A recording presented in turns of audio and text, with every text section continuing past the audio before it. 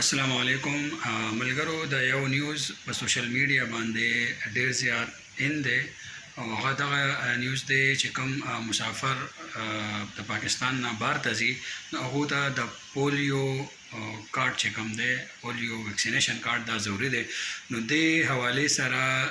چې ما کوم لکه تحقیقات وکړو کوم معلومات ما واخیستلو د بلو ایرلاین نه او دغې نه علاوه د ټریول ایجنسي نه نو هغه معلومات ما ته دغه وشو چې بھئی چې کوم زاړه کسان دي هغو دپاره د پولیو کارډ ویکسینیشن هیڅ ضرورت نشته دا صرف هغو خلکو دپاره دی چې کوم فرست ټایم پاکستان نه بهر ته روان دي یا هغه عمرې ته روان دي دا صرف هغو دپاره دی صحیح ده که نه نو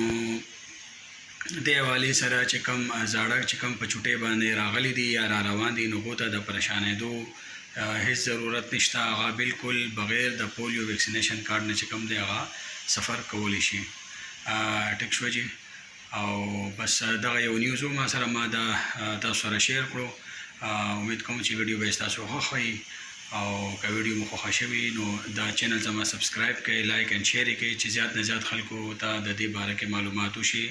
او هغه خبر شي ټیک شو جی السلام علیکم